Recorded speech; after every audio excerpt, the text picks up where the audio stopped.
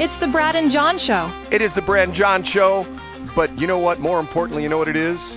What is it, Brad? It is... Every morning he's the first to know. Yes, he's the first to know. Missouri's heartbeat in the news flow. Yes, heartbeat in the news flow. 24 years he's been the guide. 24 years been the guide. What does fresh like a pod mean? I don't know, John. So that was just randomly spit out by AI and we just ran with it. By AI? John, are you accusing AI writing that song? Oh, yeah. Sorry. Where would I get that notion? Yeah, John. Fresh like a pod. That's good. So maybe I'm a dishwashing tab that little idiot kids swallow and have to go to the ER. Or maybe I'm a part of a sweetie. Fresh like a pod. Okay. C Block. This today, and tomorrow we'll have to endure one more day of this, but C Block. I know. Can you imagine, Brad, one of your radio stations actually doing something people pay attention to and that's creative? Isn't it amazing? Yeah, John, and you know what that is? What is it? Hold on a minute. I can't hear. Every morning he's the first to know. I'm playing the John Combest song again. Okay. All right, we can kill that. Okay, John is doing his, what you give the rationale for what you're doing, John. Yeah, last summer we did the Tortured Politicians Department in honor of Taylor's release last summer, which was the Tortured Poets Department. And we took governor candidates, we took their quotes, we combined them, we randomized them with quotes from the Taylor Swift album. And Brad guessed which one came from a Gov candidate and which one came from Taylor Swift. And this week in C Block, we're playing The Life of a Political Showgirl. And we take some quotes from a female politician and some quotes from Taylor's new album. And Brad, you have to guess which is which.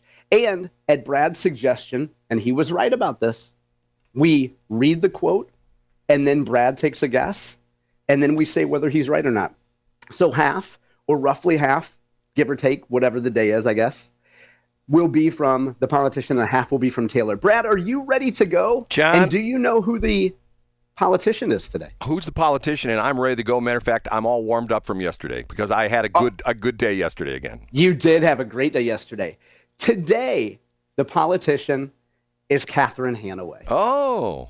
Missouri's Attorney General. And Brad, a moment of personal privilege here before we start in on Catherine. I'm one of those guys that always looks at people in politics, especially people who ascend to a certain level. And I think, what were they like before they ever had to be nice to somebody? And I met Catherine back in 1996. She was already a big deal. She ran the show for Kit Bond. She worked on a statewide campaign for a guy named Mark Bredemeyer, who ran for Attorney General against Jay Nixon.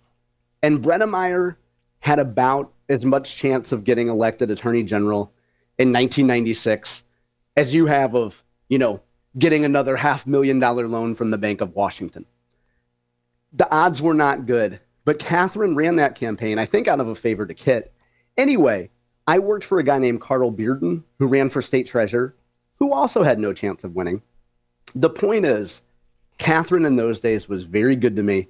I was some skinny little punk kid that she didn't have to be nice to, and she was kind enough to me. I doubt she knew my name, or I think maybe she thought I was John or Jason or John Jacob Jingleheimer Schmidt. But Catherine's one of those people that was good to me before she ever had a reason to be good to me, and I've always remembered that. I know her, and she told me the story. She thought you were Jonathan Bosch.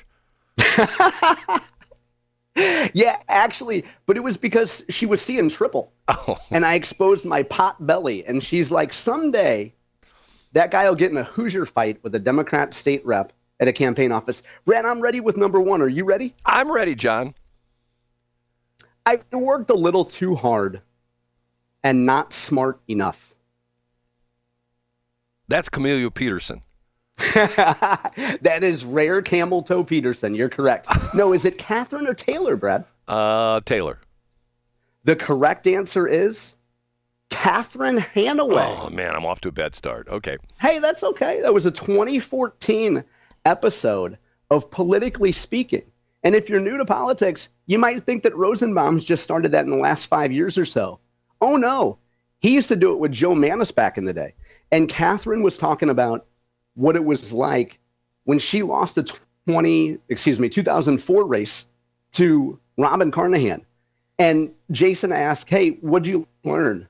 And Catherine's like, well, I learned to not run against the daughter of a dead politician. Catherine said it a little bit more. Are you talking about? Okay, Brad, you're 0-1. John, but you still have a good shot of coming back. Number 2. Hold on a minute, John. Are you talking about? Yeah, go ahead.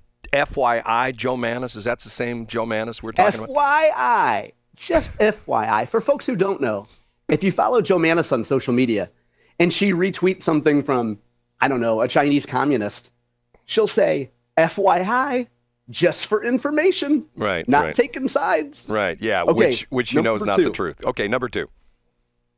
It needs a little time, attention, loving care.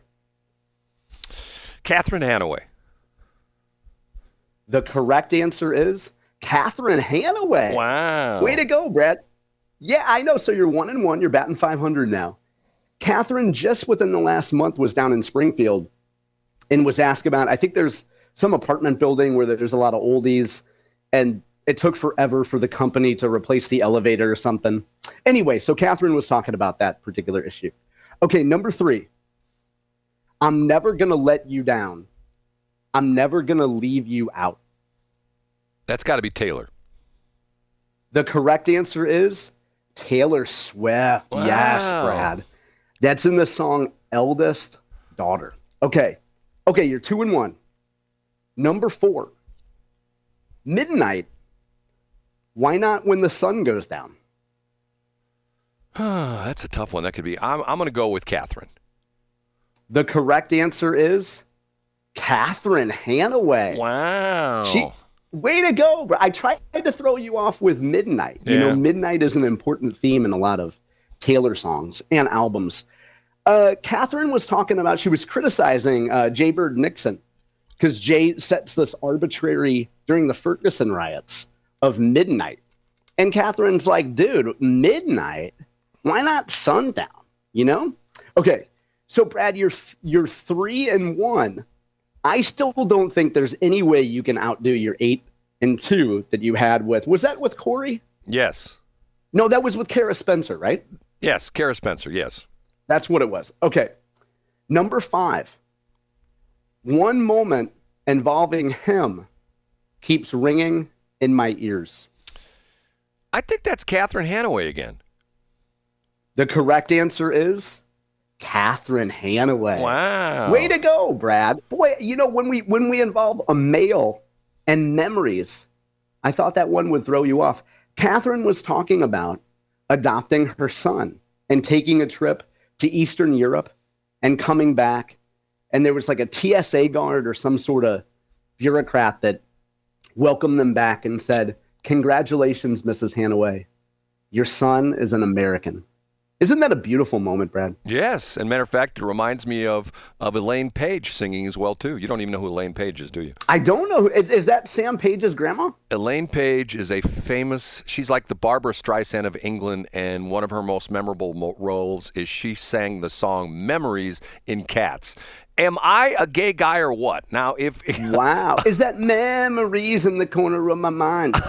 Something like that. But where she's... That was sampled by Wu-Tang in their song Tears. That's why I'm asking. I thought that was Barbara Streisand, though. She's the old cat, and she's lamenting the fact that her life is winding down. And she sings very poignant with all the young cats. And at one point in time, one of the young felines comes over to her and sort of gets together with her and sings part of the song together. See, am I a gay guy or what? I'm knowing these show tunes, John. Well, you know, I'm just going to let that one slide, Brad. Okay, number 6. Genetic disorder. One that makes me volunteer. It can't be Taylor. It has to be Catherine. The correct answer is Catherine Hanaway. Yes. You were on a streak, Brad. I am 5-1 now, I believe, right? Isn't that what I am? You were 5-1. Yeah, she was talking. That was from a 2014 episode of Politically Speaking with J-Ro and Joe Manis again. Yeah, she was talking about all the things she's done in her career. Whew, Brad, I like this. I like your chances here. Number 7. Leave it with me. I protect the family? I believe that's Taylor. The correct answer is Taylor Swift. Wow. Nice job, Brad. 6-1. Yeah. No. Wait a minute. Yeah, you're right. You are 6-1. You've only gotten one wrong. Right. Yeah, that's from the song "Eldest Daughter." There's a lot of familial references there. Oh no, I'm sorry. That's from Father Figure, not Eldest Daughter. Okay. Number 8. It shouldn't make that big a difference, but it does make a little difference. Catherine. The correct answer is Catherine Hanaway. Way to go, Brad. I thought maybe you would take that in the direction of the tawdry Taylor song about wood. No. I've already got the memories, the lyrics of that memorized. So I bet you do, Brad. Speaking of gay men, right? You fixating on a song about wood. That's right. And that particular quote, Catherine was on Scott's show. Scott Fawn got the very first interview since Catherine had been appointed Attorney General. That's a pretty cool deal. What? And, hold on. And she was talking to, go ahead, Brad. She wasn't on 97.1? No, that's the old Andrew Bailey spot. They still had candles lit to Andrew leaving. Oh my God, I can't believe it. Number 9. They were saying that skirt don't fit me. And I cried all the way home.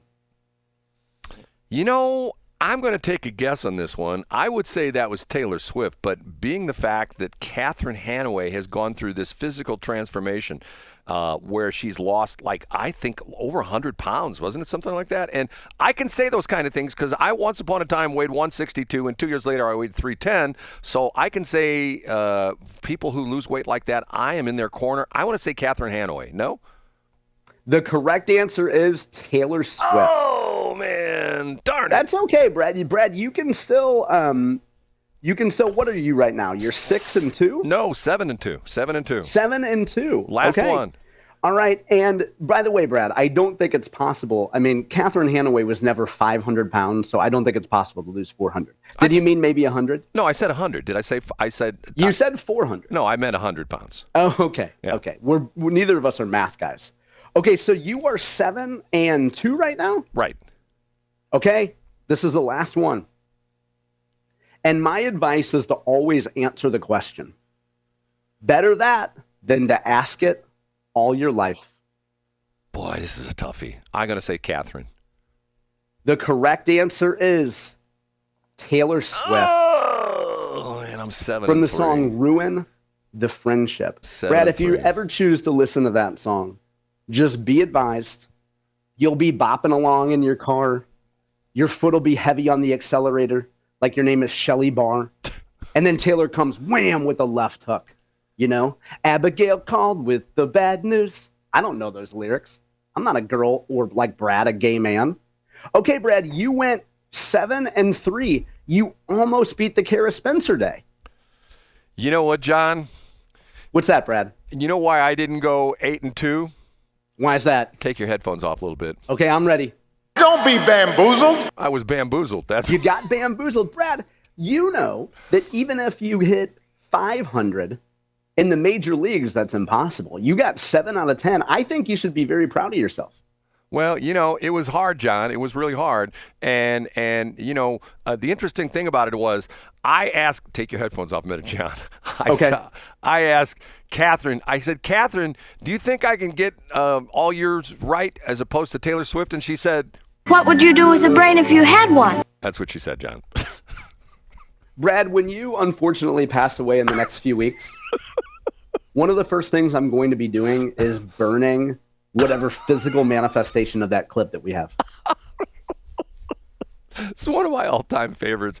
Matter of fact, yes. Now, Brad, I got to interrupt. If it's one of your all-time favorites, why did you only start this annoying trend in the last 2 months? Oh. Had it been something typically was on your list to do for years and you never did it and then you finally did it? Okay, to be honest with you, John, I heard it on another radio station. And what's funny about that is that I've heard that clip through the years, and I don't know what it was. I wasn't intoxicated because I very rarely ever drink any alcoholic beverage, but it just cracked me up when I heard it on another radio station. And the contents the guy used it because, John, you know me well enough. I'm not the guy that pounds my chest. I'm not the braggart kind of guy.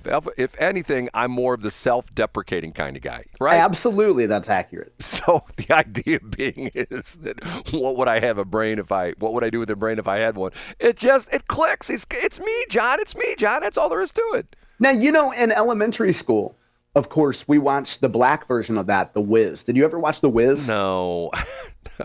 Oh, that was a great movie. I'm pretty sure Michael Jackson was in that.